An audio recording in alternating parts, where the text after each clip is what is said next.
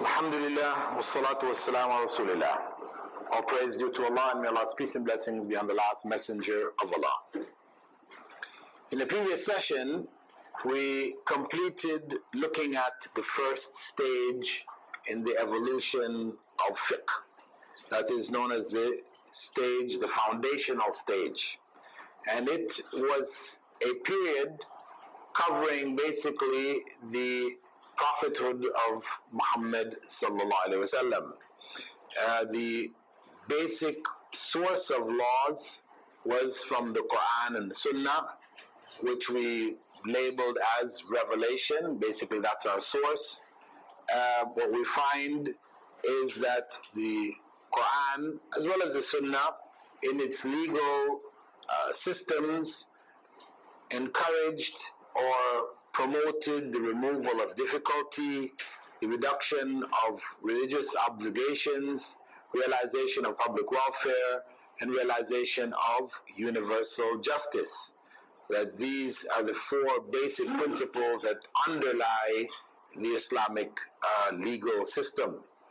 Removal of difficulty, we gave many examples of it, where the religion, as we know it today, the final revelation of Islam, had laws modified, simplified, made easier from that which Prophet Jesus and Prophet Moses followed and taught. Reduction of religious obligations is that the total number of religious obligations were reduced in general. And we can see so many examples of circumstances where the obligation, for example, of prayer is reduced for the traveler. You know, we find options where people are not able to do prayer standing, you can pray sitting. You know, all of these reduction of the legal obligations where the need arises. We also see the realization of public welfare in that the laws were gradually revealed, you know, allowing people to acclimatize themselves to the legal system, you know, as it was coming. And we mentioned within the context of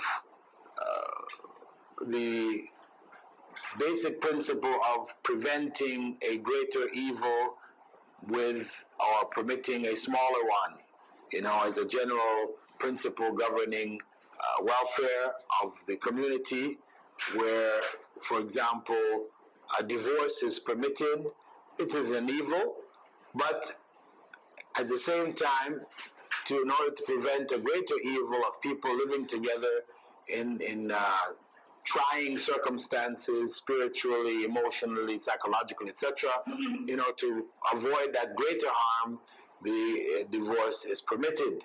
You know, whereas, for example, in Christian tradition, the Catholics in particular, you know, divorce is not permitted. And universal justice, we talked about the fact that the law is applicable to everybody. No one is excused from it, and the Prophet Muhammad himself was the best example. We said in that period also that the basic foundations for deduction of laws were laid by the example of the Prophet Muhammad in his own deductions, some of which Allah confirmed, some of which Allah corrected, and also his encouraging the Sahaba to do the same, asking them to make judgments and giving them advice in terms of how to make the judgments, etc.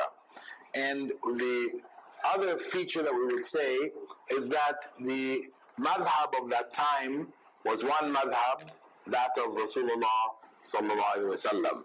I mean, he was the guide, and everybody followed that his example. The second stage, which in the softback book starts from page 55, is referred to as the establishment phase, right? And this basically covers the period of the righteous caliphs, from the rule of Abu Bakr in 632 to the rule of the fourth Caliph Ali ibn Abi Talib in 661, right? Ending in 661. So 632 to 661, you're talking about almost 30 years, 29 years. So in this period, this is the period of the righteous caliphs about which the Prophet ﷺ had said, follow my sunnah and the sunnah of the righteous caliphs after me, right? Bite on firmly to them with your molars, right? This is the period which the companions dominated in the absence of Prophet Muhammad sallallahu alaihi wasallam. In the first 20 years of this period, we find the borders of the Islamic State expanding rapidly to include Syria, Jordan, Egypt, Iraq, and Persia. You know, a massive expansion. And at the same time, it meant then that the Muslim Ummah, the Arabian Muslim Ummah, now came in contact with other major civilizations, because in all of these areas, whether in Syria or in Jordan, in Egypt or in Iraq or Persia, you had major civilizations which had developed there. Some of them were in a state of ruin, their leftovers, dominated at different point in time by different other forces, whether it's Alexander the Great or others. But you had remnants of major earlier civilizations with great libraries, various philosophical schools that developed, etc. So Muslims are now coming in contact with a body of human, legal, social experience which had to be placed in its correct context with regards to Islamic law. Because as we said before, that Islamic law didn't come to erase everything that was already there. So therefore, what was useful from the experience of these other nations would be absorbed, right? It would be absorbed as long as it fell within the scope of Islamic law.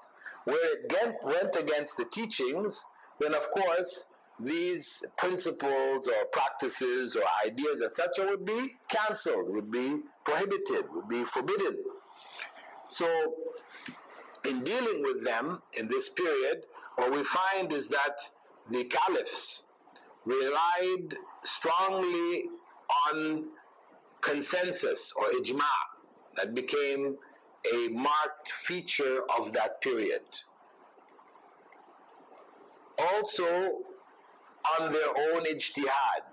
There is ijtihad involved in the ijma' itself, and the ijtihad of the caliph himself, if an ijma' couldn't be established, So the caliphs developed these new principles, which were not around in the time of the Prophet ﷺ, to deal with the needs of their era.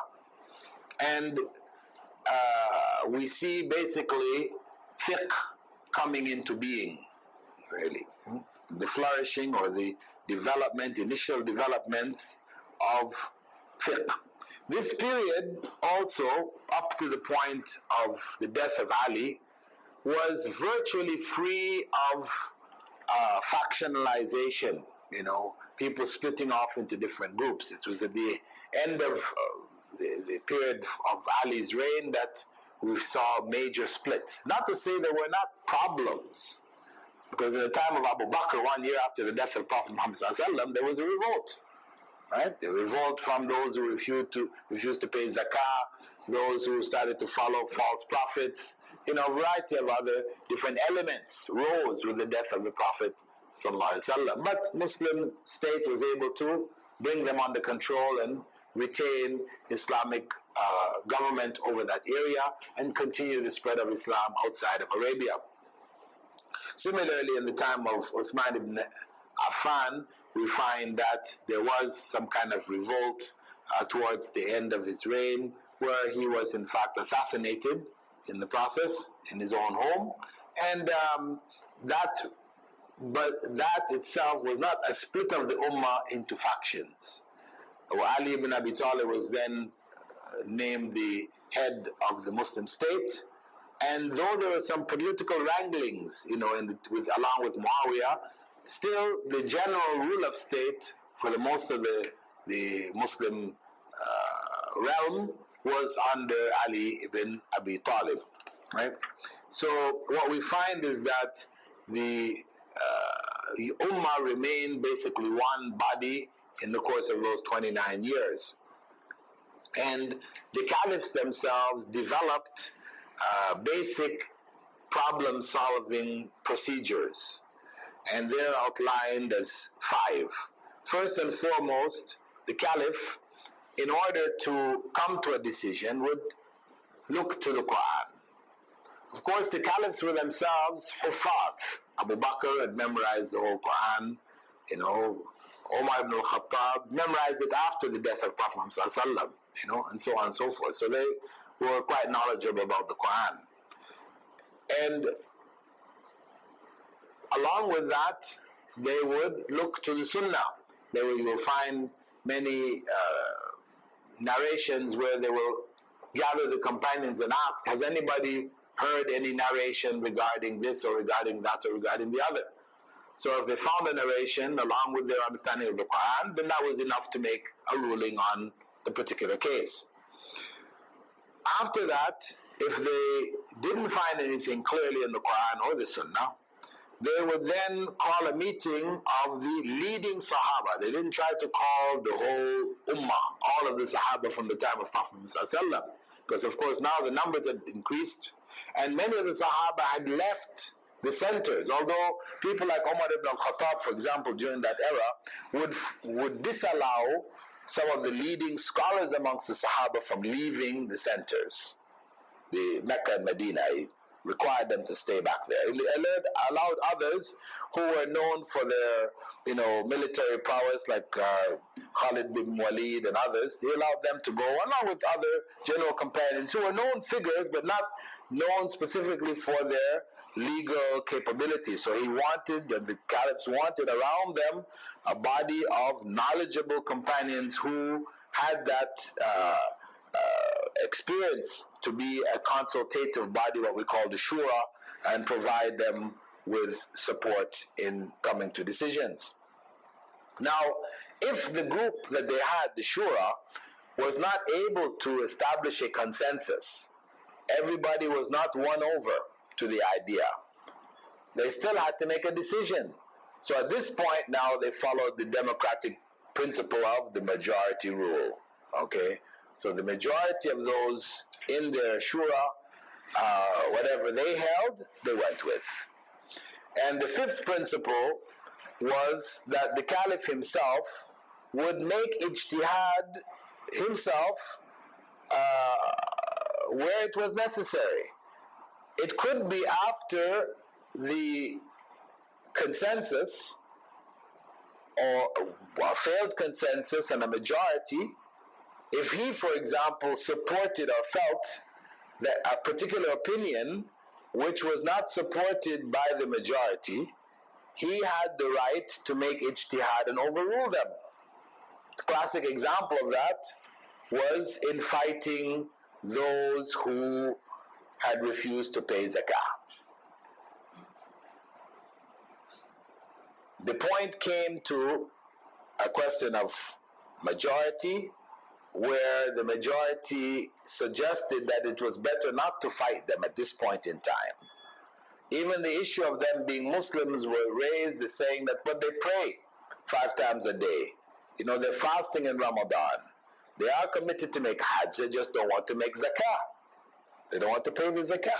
This is Umar ibn al-Khattab was advising, Abu Bakr that, at this time, because the major foot soldiers of the Ummah had been sent north because the Roman Byzantine Empire had sent troops south because of the turmoil which they saw happening in Arabia, to take it as an opportunity to move into the Arabian Peninsula, or to stop the spread in general of Islam.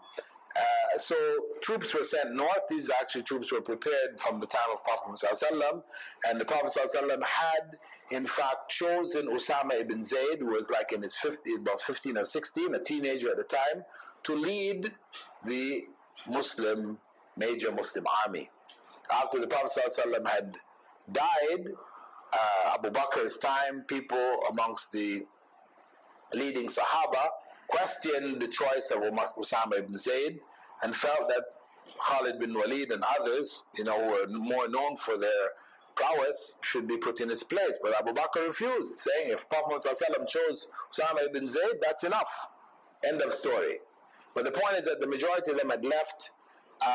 Those people were refusing to pay zakah and were threatening Medina. It wasn't just refusing to pay the zakah, because maybe if they were just doing that, maybe Abu Bakr would have, given them some leeway to go and then, negotiate, discuss. But they had sent their forces outside of Medina and Mecca, were about to attack Medina and Mecca, saying, not only do we not want to pay zakah, but we want you to accept that we don't want to pay zakah. And if you don't accept it, we're going to attack you.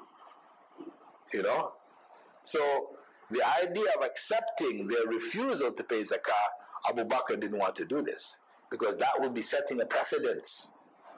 And a precedent would be set here, which other tribes would then follow one after the other. They would have the whole of Arabia, in revolt against them. So Abu Bakr's decision, he made his ijtihad, saying that if they paid a hobbling cord's worth of zakah in the time of the Prophet, that is the iqal that people wear, if they paid that much in zakah, they will pay it now. And we will fight them. And Abu Bakr left the gathering, calling for his horse to set out by himself, if nobody was going to go with him. And of course, his bravery, his decision in that manner, caused the others to fall in line. But he basically overrode the majority opinion of the companions with regards to fighting those who refused to pay zakah.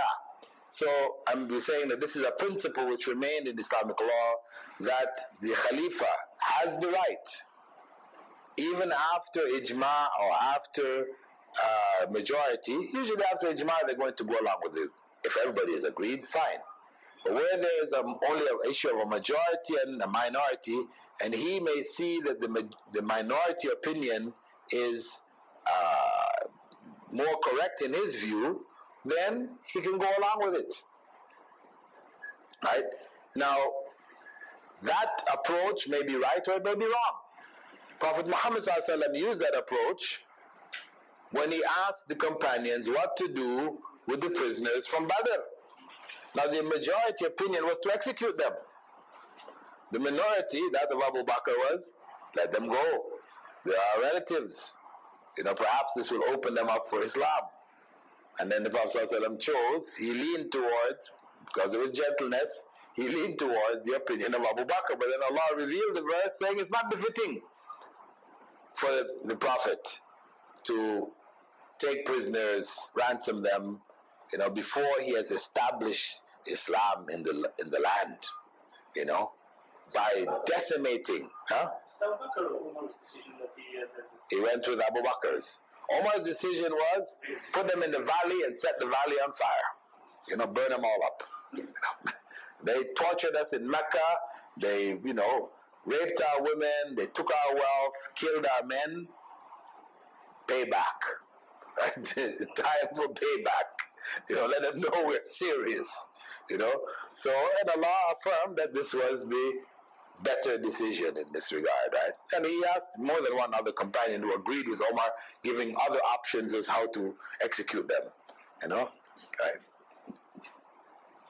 Anyway, the basic approach that the Sahaba took with regards to making ijtihad in this period was that they would indicate in their decisions that what they have ruled is not necessarily correct what Allah intended. It is just their best effort. So you would find, for example, Abdullah ibn Mas'ud, when he was questioned about the inheritance rights of women who had been married without a defined mahr, he gave his opinion, which was that you take the mahr of the people from her family. What is the standard of her family? You take the mahr in accordance to it, right? And at the end of it, he said, I'm giving my opinion about her. If it is correct, then it is from Allah.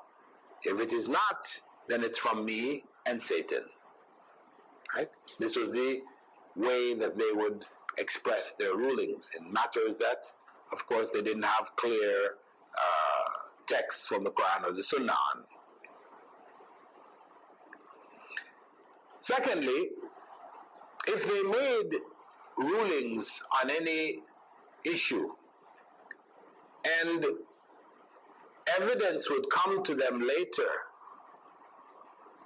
of a statement of the Prophet ﷺ contradicting what position they took, immediately they would drop their position and go with the ruling of the Prophet ﷺ. So when, for example, when the Prophet ﷺ died and there was a disagreement as to where to bury him, some wanted to bury him in the masjid, some wanted to bury him in the graveyard, some wanted to bury, variety of different locations. Then one of the companions related that Prophet ﷺ had said, prophets are buried where they die. So, end of argument, end of discussion, everybody fell in line. They went to Aisha's home, in the room in which he died, removed the bed, and buried him right there. Right? In that hadith too, the Sahaba had no problem accepting it, a hadith such as that from one person. Can we use it also as evidence of the acceptance of the Ahad hadith? Yes, brother mentioning that in such cases that we have recorded where the companions have made decisions based on an individual's narration, it can be used as supportive evidence for accepting what they call ahadith al-ahad, or hadiths that have been narrated from a singular individual anywhere in its chain. Right? But actually, if we use that alone, there are other hadiths where Umar ibn al-Khattab asked, anybody have any evidence for such and such? The companion would get up and say, it's so and so and so and so. And he would say, is there anybody to support him? Anybody else heard? So they could say, well, here's proof that you need somebody else. Not just one narration wasn't enough for Umar ibn al-Khattab. So surely, okay, so you understand that by itself wouldn't carry the weight. But what carries the weight is in the time of Prophet Muhammad ﷺ, when the Sahaba, for example, were praying in the direction of in the direction of Jerusalem, and the order came from one individual coming into the masjid and telling them the Qibla has been changed to Mecca, and they all turned into prayer. They didn't refuse because it was only one person telling them. Or when Prophet Muhammad ﷺ sent Mu'adh ibn Jabal to Yemen and told them to inform them that Allah was one, right? That those people would accept this. They didn't question and ask, well, bring some other proof along with it. Prophet Muhammad ﷺ sent individual messengers on numerous occasions, meaning that that individual messenger was sufficient. As long as he's a reliable, established individual in the community, is known, etc., is a reliable narrator, then his evidence is sufficient. So that which took place in the time of the Prophet ﷺ, with his approval or with his instruction, stands as clear evidence. What happened afterwards, because you have both sides, that's not as strong in evidence, right? I don't want to go into too many questions now that it's finished the presentation, then we go into the questions. The other point to note that in the time of the companions, if companions were found to practice, or they're involved in instructions of the Prophet ﷺ, which were abrogated, and they continued to practice it, they were instructed to give these practices up. If those who had information on its abrogation, that was given precedence over those who didn't. So, and of course, whenever the evidence was brought to people, then they would back down from it.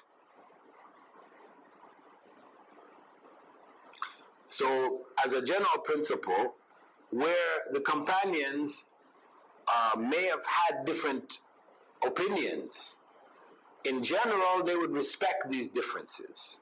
These differences may have been in fiqh, or they may even have been in aqidah, because some people think that the differences are only in fiqh, and they didn't come into aqidah. So that's why we can tolerate differences of opinion in fiqh, but we can't tolerate them in aqidah. The aqidah has to be only one.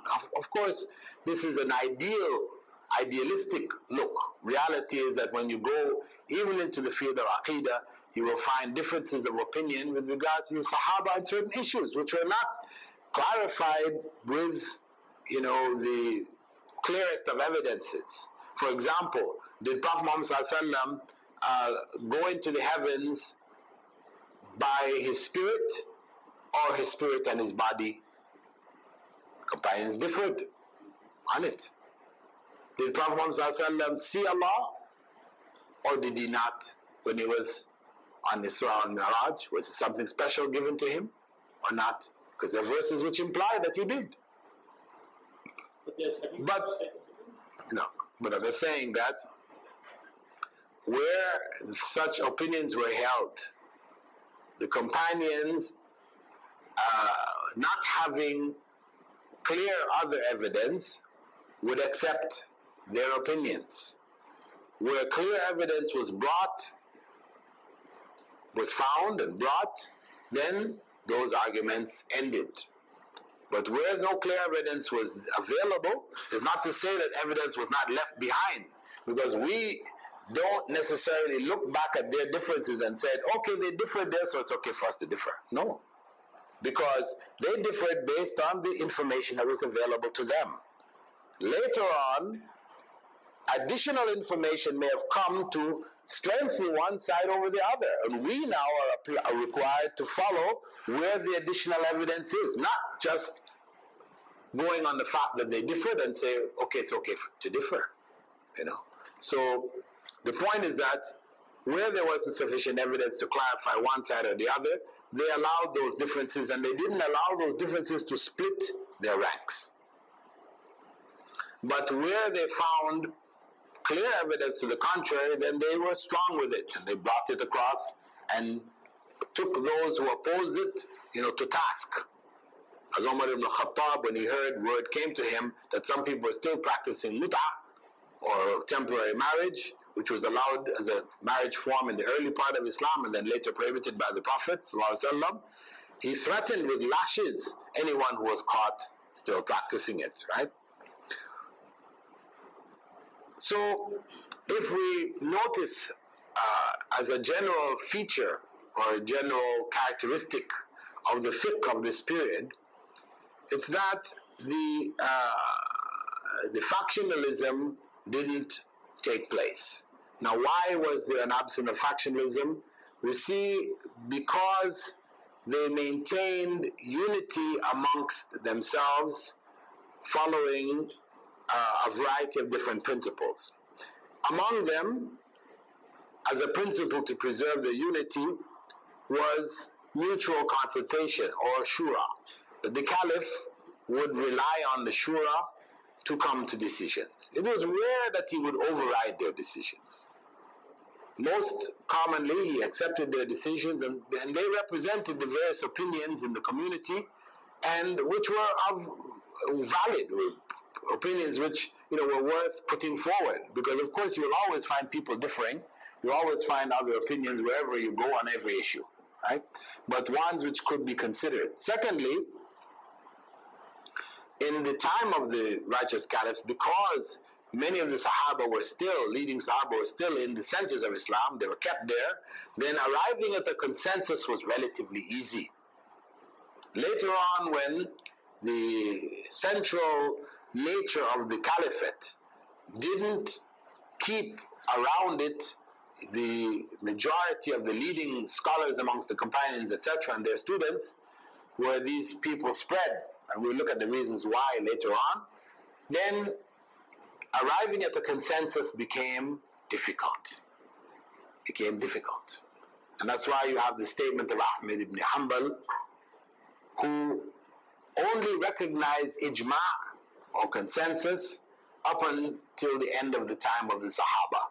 His position is that whoever claims ijma' after the times of the Sahaba are liars.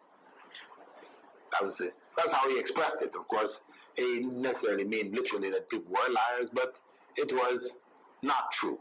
Something that you really couldn't establish. For sure you will find some scholars somewhere differing with them. Right? Thirdly, what we find when we look at the various rulings made by the Sahaba, that the vast majority of them didn't make rulings. When they were asked to give a fatwa, they would pass it on to another, till it reached the leading companions, like the four Abdullahs. They call them Al-Abadila Al-Arba'ah, the four Abdullahs, right? That was Abdullah ibn Mas'ud, Abdullah ibn Abbas, Abdullah ibn Amr ibn al-As, and Abdullah ibn Umar. These are the four Abdullahs. They came to be known as Ibn Umar, Ibn Abbas, as opposed to calling him Abdullah, because of course each one was Abdullah, right? Anyway, that was the nature of the companions. For fear of giving wrong rulings, they were very reluctant to give rulings. They passed it on to those who they knew to be more versed or more, they're having more capabilities or whatever. However they judged it, that they were more capable than themselves, they would pass it on. Fourthly, what we find in that period is that the narration of hadith was not as frequent. There was narration going on according to need, but the narrations were limited. So when you look at the Sahaba who narrated hadith, you'll find them congregated among the top 10. The vast majority, we'd say about 80% of the hadith were narrated by the top 10 or 15 companions of the Prophet ﷺ. And when you go beyond that, you see the numbers dropping very rapidly. So narration tend to be found among a certain group amongst the Sahaba, especially the leading scholars among them. And that was due partly to their fear of misquoting the Prophet ﷺ, who had warned them in the hadith found in Sahih Bukhari, Sahih Muslim, whoever tells a lie in my name will find his seat in the hellfire. So for fear of misquoting the Prophet ﷺ, they were very reluctant to narrate hadith, unless they were just absolutely certain. Right? No one else knew it. So they would narrate it. Also, Caliph Umar ibn al-Khattab himself, in his time, had ordered the companions to concentrate on the narration and the study of the Qur'an and to minimize the narration of hadith in his period. Because what was available was sufficient to handle the issues, new issues that didn't really manifest themselves as much in his time as they did in the time of Uthman ibn Affan. This is when they started to manifest in large numbers, where that rule or that principle which was established by Umar ibn al-Khattab was dropped. So, if we are to look at the general characteristics, we say, of fiqh during this period, we'd have to say that the fiqh of this period was, for the most part, what we would call realistic fiqh, or fiqh waqi'i. It dealt with existing problems. They did not get into hypothetical, theoretical issues. What if? That developed later on. Basically, the fiqh addressed the problems of their times. As in the time of Prophet Muhammad ﷺ, the Qur'an, its Sunnah, revealed to address the issues of the time. But at the same time, there's still Qur'an and Sunnah which addressed times to come, because if we consider the ruling that we use concerning what to do for prayer when we have 6 months of daylight and 6 months of night, right? As you go closer to the Arctic Circle, you reach a point where you have 6 months of daylight, the light shines, sun shines 24 hours a day for 6 months. Then 24 hours of night where there's no sun at all for 6 months. Yeah. You didn't know that? I knew. Yeah. There are places in the north, in Alaska, the north. Northern parts of Canada, it's there. Northern parts of Russia, it's there. Up in the north of Norwegian, Scandinavia, the upper parts, you find that. So that exists. So what to do at that time? Right? How do you calculate your prayers? What How are they supposed to fast, though? No, it's the same thing. Same thing. How do you fast? How do you calculate your prayers? Because you got 6 months. You got 6 months of daylight. So your day is now 6 months long, right? You pray once every what? Every month, right? Month and a half, or a month and a sixth, right? No, I mean what you do is you have to calculate based on what? Some scholars say you calculate based on the nearest country to you, or nearest region which has a daily night and a day. You have a sunset every day and a sunrise. So the nearest country to you, whatever their timing is, you go by that. Others say, well, you go by the timing of Mecca. Just choose Mecca, finish. Timing of Mecca, that's what you calculate by. So the issue of what you calculate by is, the scholars are varied in their opinions. Why? Because the Prophet Muhammad ﷺ had just said, calculate it, estimate it. He said, estimate it. Qaddiru. Now, what was the circumstance? They didn't experience that. What was the circumstance in which the Prophet ﷺ told his companions, who would not experience that? Experience the time of Dajjal. Yes, exactly. When he was speaking about the time to come. So here's fiqh, which was not waqi', right? It was not dealing with the exact circumstance, but it was fiqh of a time to come. When he told them that the first year of Dajjal's rule, the first day of Dajjal's rule would be like a year. It would last for 1 year, first day. And the first question the Sahaba asked him was, how are we going to pray? That was their main concern. How are we going to pray? And he told them, estimate it. So he left the principle 1,400 years ago, how to deal with prayer in the time now where we have people, Muslims, living in these lands where you have 6 months of day and 6 months of night. So fasting is the same principle. You calculate where sunrise would be and sunset, and you fast accordingly. So we could say that is one of the distinguishing characteristics of that era. That fiqh dealt with the issues that the companions, the leading companions, were faced with. Secondly,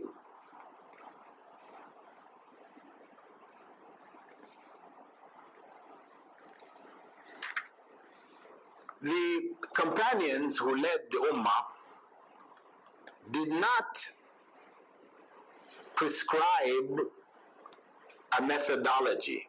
They didn't set their rulings in stone. So they set a set of codes, for example, which then became fixed, which would create other opinions, and others would want to set alternative or, contrary codes. And when they died, others you'd have two factions or three factions or whatever would appear. No, what they did is they made the rulings in their time. Abu Bakr made his rulings when Umar ibn al-Khattab became the leader of the Ummah. Then he made his rulings. Some of them agreed with those of Abu Bakr, some of them superseded those of Abu Bakr.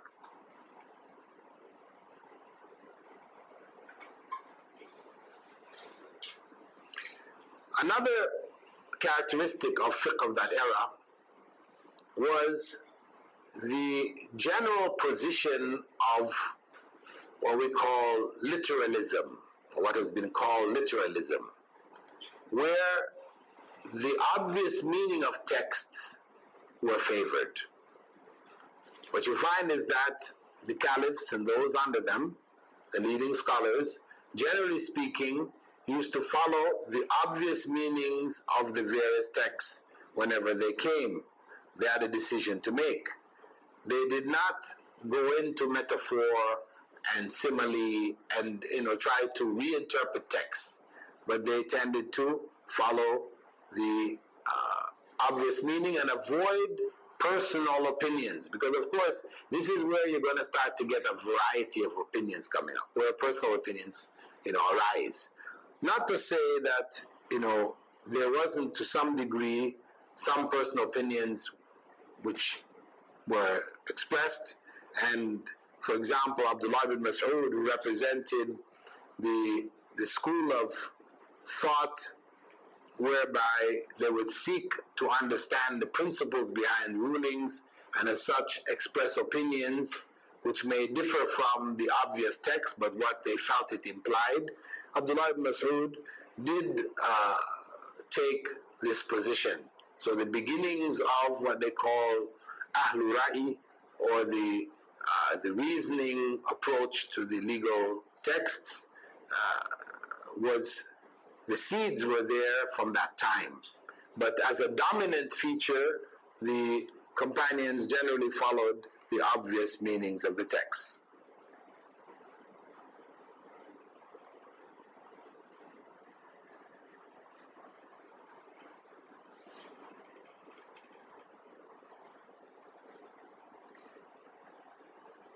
What we find also in this period is that the companions did suspend some elements of the Sharia based on its, you could say, non-relevance to their time. Not that they would never have relevance, so they were cancelling it, but they were suspending it because the major reasons for it were no longer present at their time. And the well-known example of giving in the time of Umar ibn Khattab, the practice of giving cash gifts from the central treasury to the newly converted Muslims, this is from the Bayt al-Mal, this practice Umar ibn Khattab stopped. This is which is coming from the zakah, mu'allafat al-qulub, winning over hearts of those who newly converted to help them stabilize them in Islam, etc. He ruled that this was not really necessary anymore. Islam was already established, fully established. We don't need to win over hearts anymore. The state is expanding, it's strong. So he suspended that category and diverted its funds to other categories. Not that the zakah itself actually stopped, but the zakah continued to be collected, but whatever was collected was divided up amongst the other elements, or the other heads of expenditure. The fifth and last major characteristic of fiqh of that era is that it was a unified fiqh, in that the head of the madhab was the head of the state. So basically, in the time of Abu Bakr, it was the Abu Bakr madhab; time of Umar, it was the Umar madhab; Uthmanic madhab, and the Ali madhab, right? Alawi madhab. You could say in each era, they were the leading scholar.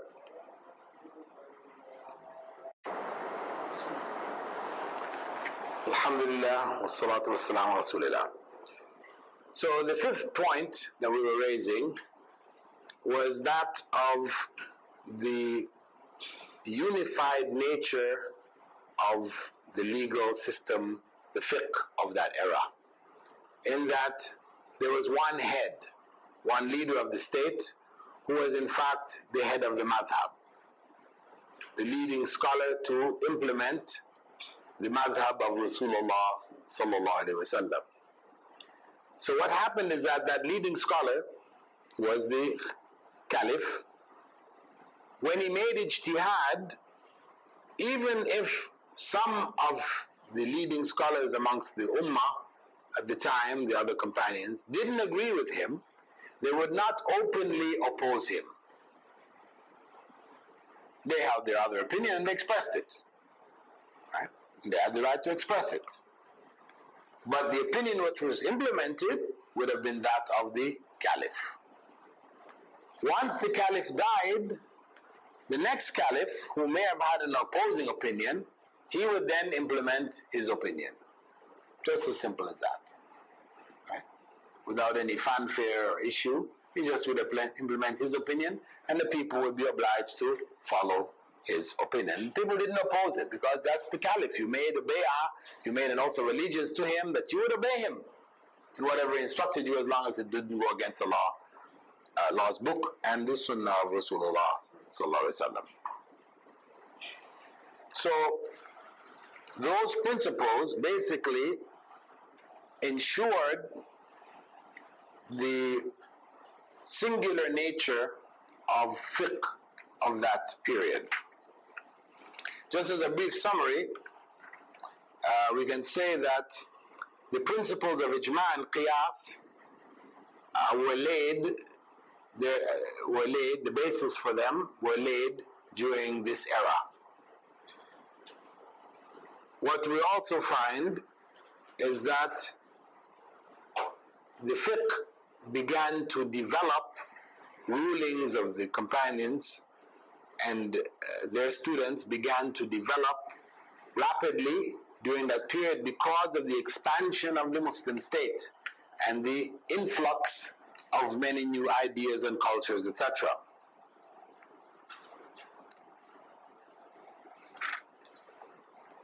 Also, the Sahaba, in their choice of rulings, reluctance to make rulings, in their fear of narrating false narrations from the Prophet ﷺ, left the process of ruling, being the judges, being the leading scholars, to leading members of the community of the Sahaba. And we said, as a unifying principle, there was basically only one madhab during that era. And the companions were themselves tolerant of each other in terms of issues over which they differed. They didn't try to force others to obey or to submit to their opinions. Though the opinion of the caliph was implemented, everybody is required to follow it, people would still have the right to have another opinion, right? So that era, we could say, was an extension of the era of Prophet Muhammad ﷺ, in which the madhab was that of Rasulullah sallallahu alaihi wasallam, a single madhab. However, just as a point of note, though fiqh of that period tended to focus on issues as they arose, actual issues, rulings concerning actual issues, and the decisions were made according to the obvious meanings of the text, avoiding metaphorical interpretations, etc. There were seeds and plants which were starting to grow in that era of another approach, which was to question and find rulings for things which hadn't yet occurred, to prepare for their occurrence, because they could possibly occur. And also the, you could say, deductive inquiry or critical analysis of the Quranic and Hadithic text to try to deduce principles to better understand and implement the rulings, whereby the scholars would not necessarily just take the obvious meaning, but look at the context in which it was done, how the Sahaba, understood it, and then they would deduce other possible rulings for it, limit its application, or extend and expand its implementation. So that covers basically the second stage. Inshallah, next period we'll continue to the third stage. Are there any questions that anybody would like to raise now? Go ahead. I had two questions. The first one was on the issue of when Rasulullah was buried in Aisha's house. Did she carry on living in there, or is there any evidence that she left from there afterwards, after the Prophet was buried there? Well, after the Prophet was buried in Aisha's house, the question was, did Aisha continue to live there? As far as we know, yes. But her, the room was sealed. Right? The room was sealed. And it continued to the time of Umar ibn al-Khattab. In his time, it continued beyond that time. It went all the way down till past the time of Ali, into the time of the Umayyads. This was when the houses of the wives of the Prophet ﷺ were demolished. Most of them had died in any case in that period, but the houses were demolished and the masjid was extended in the direction of their houses. Because Abu Bakr and Umar, both of them as well were buried in there, yeah. How big was the place? Did she carry on to share? Her house must have become much smaller. Well, the thing is that she would have gone back to her father, Abu Bakr, because once she was on her own, she would then have gone back to Abu Bakr. So that means she didn't live in it. Well, yeah, Allah knows best, really. Exactly I know the other wives did, so it's quite likely because the house would have been made up of more than one compartment. So it's likely that she still maintained the home or maintained relationship with the home. Anyway, that's something you could want to research into it to see actually what took place. At what point did they leave? Did she leave when she left this world, or because it's known that Uthman ibn Affan didn't have himself buried there, and neither did she. Anyway, further question? My other question would be on Mu'allafatul Qulub, as you mentioned. Is it relevant in nowadays? Is the category Mu'allafatul Qulub, or those whose hearts are to be won over to Islam, relevant in our time? Sure it is. Islam is in a weakened period. So, giving gifts to encourage those who are close to Islam or newly converted This is legitimate in our They times. not see that. Christians in the Bible mentioned that giving gifts is a bribery or whatever. Well, yeah, of course, some people, if you want to look at it in negative light, can look at it as a means of bribing people to accept Islam, and to some degree, if it's not handled properly, it could be misunderstood in that way. So one does have to be careful. I remember when I was in the Emirates, there was this rumor that if you became a Muslim, you'd get this lump sum of money. But it just wasn't happening. It really wasn't, wasn't really true. At one point, initially, in the time of Sheikh Zayed, in the early period when a lot of foreigners came in the country, he did give cash gifts, but then it was stopped. You had a question? Any question from the women's side? No? Then we'll stop here. Subhanakallahumma wa bihamdika. Nashhadu an la ilaha illa ant. Nastaghfiruka wa natubu ilayk.